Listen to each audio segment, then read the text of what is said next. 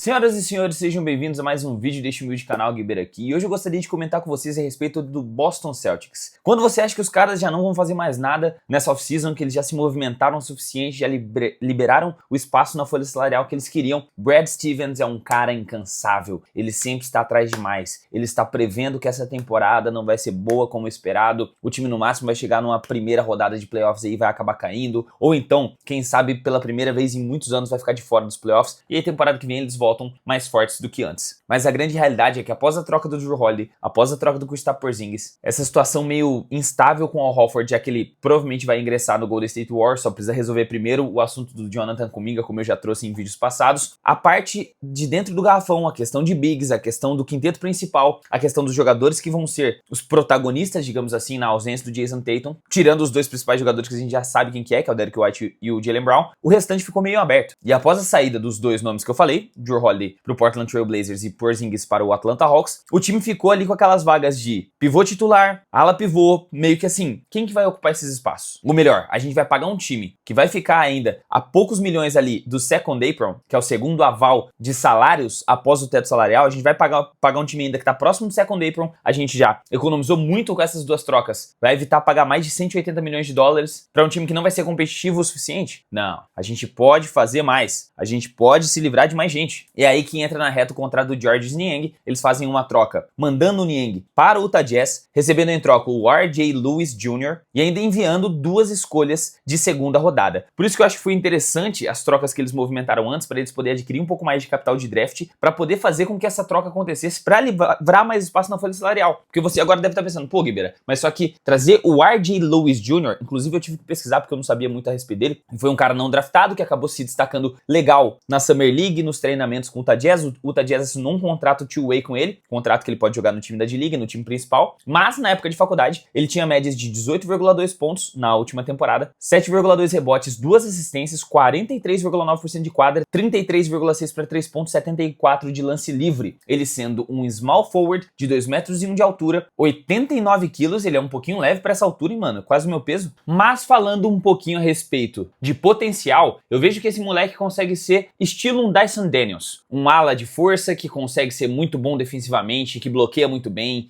que defende praticamente qualquer posição dentro da quadra, que joga muito bem na transição, é muito atlético, precisa desenvolver um pouco melhor o arremesso, precisa passar um pouquinho melhor a quadra, não tem muito esse recurso de criar também o próprio arremesso, mas finaliza muito bem. Só que como um finalizador, como um jogador de transição, como um defensor, já chega praticamente que pronto para a NBA. Mas eu acho que vai ser realmente utilizado ali como a terceira unidade do Boston Celtics. Ele não vai tomar o lugar de outros forwards, de outros ala pivôs ou outros alas que já estão na rotação do time. Isso ao meu ver. Porque ó, até essa troca ser executada, mandando o Georges Niang para o Utah Jazz, na posição teríamos outros jogadores que iam brigar para ficar mais tempo em quadra. Que aqui eu tô falando do Jordan Walsh, Sam Hauser, Josh Minott e o Luka Garza. Por que o Luka Garza? Ele na verdade joga de center também. Só que com a saída agora do Georges Niang, que eu acreditei que fosse o jogador que ia ter um pouquinho mais de minutagem na posição de power forward, o Luka Garza pode fazer nessa posição. Ele é um cara que arremessa muito bem, espaça a quadra, vai ter o Neemias Queta para jogar dentro do garrafão do Celtics, que provavelmente vai ser o pivô titular. Após o rombo que foi feito dentro do garrafão do Celtics, né? Eu também esqueci de citar que os caras perderam também o Luke Cornett, né? O cara da Cornet Defense, aquele cara que saltava reto assim pra tampar o aro. Essa defesa dele deu o que falar, né? Cara, eu nem terminei o assunto, já tô perdendo o foco total. Voltando, vocês devem estar se perguntando ali, mas Guibeira, o Georges Niang é melhor jogador do que o RJ Lewis Jr. Sim, o Georges Niang tem 9,9 pontos de média, 3,4 rebotes com 1,4 assistência, arremessando 40% para 3 pontos. Tem a mesma altura do RJ Lewis e seria um cara mais experiente para jogar na posição de power forwards, passando a quadra. Só que sejamos bem sinceros, né? O Georges Niang, fazendo 10 pontos por partida, mesmo arremessando bem, passando a quadra, é o cara para o Celtics manter no elenco, pagando 8 milhões de dólares por ano? Eu não vejo uma grande melhora assim não. Apesar dele ter tido uma boa performance ano passado no Atlanta Hawks. O bundudo, ele é bom arremessador. Só que ele só é bom arremessador. Ele é um defensor mediano para ruim. E entre ter um cara, digamos assim, médio no seu time, ou então pagar menos imposto, eu preferiria pagar menos imposto, que foi o que o Brad Stevens escolheu. Então é por isso que essa troca foi tão importante. Já que o Boston Celtics economizou mandando o Georges Niang para o Utah, que utilizou da exceção de troca do John Collins para poder absorver o contrato do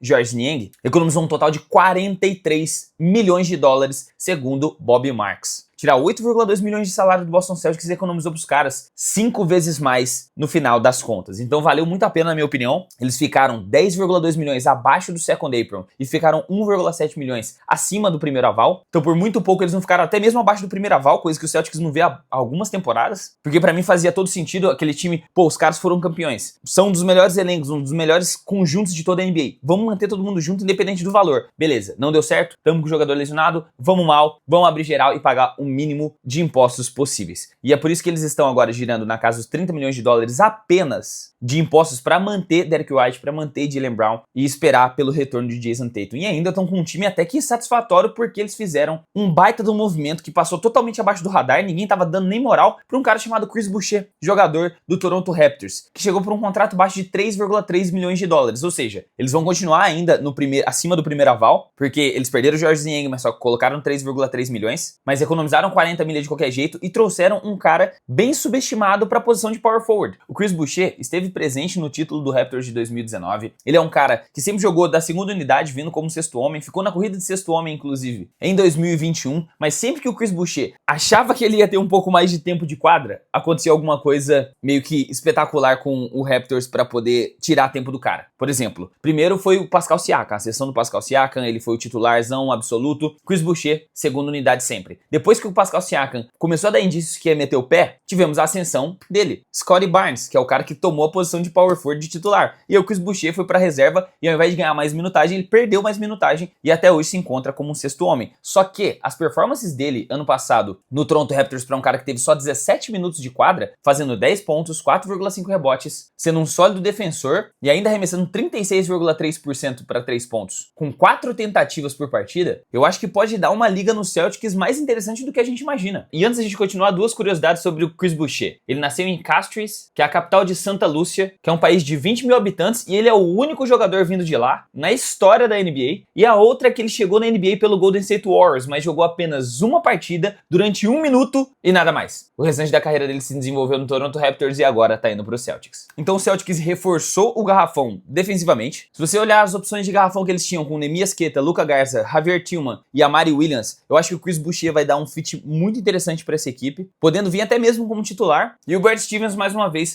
mostrando por que ele é um dos melhores general managers de toda a NBA, fazendo um limpa nos salários da franquia, fazendo com que eles paguem muito menos impostos e apostando legal para o final da temporada de 2025-2026, com o retorno da sua grande estrela, Jason Tatum. Mas como eu disse, eu acho que esse time do Boston Celtics pode ir melhor do que muita gente está prevendo, sabe? Eu vi bastante comentário que esse time do Celtics vai ficar de fora dos playoffs, tem muita gente apostando nisso, mas eu acho que eles não estão tão mal assim. Eu acho que essa vai ser uma boa oportunidade para o Jaylen Brown se desenvolver ainda mais como um jogador que vai ter a capacidade de liderar esse Celtics. Mas esse era o vídeo de hoje, quero saber qual que é a sua opinião sobre a troca do Chris Boucher, sobre a troca do Georges Niang, sobre mais alguns milhões de dólares economizados nessa franquia do Celtics, aguardando o retorno do Jason Tatum. Deixe aqui nos comentários que a sua opinião é muito importante. Como você pode ver, eu tô com uma jersey do Jason Williams, mas se você quiser uma camiseta do Jason Williams, olha esta belezura, eu vou até abrir aqui pra você, ó.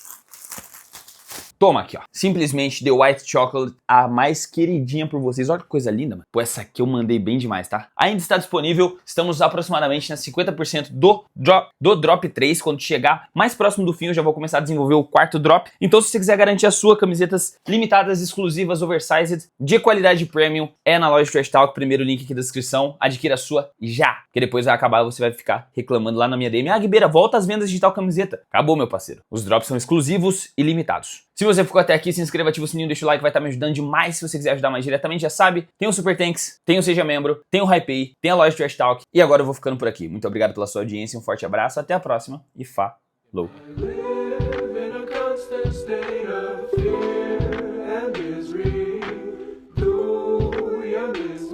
Anymore.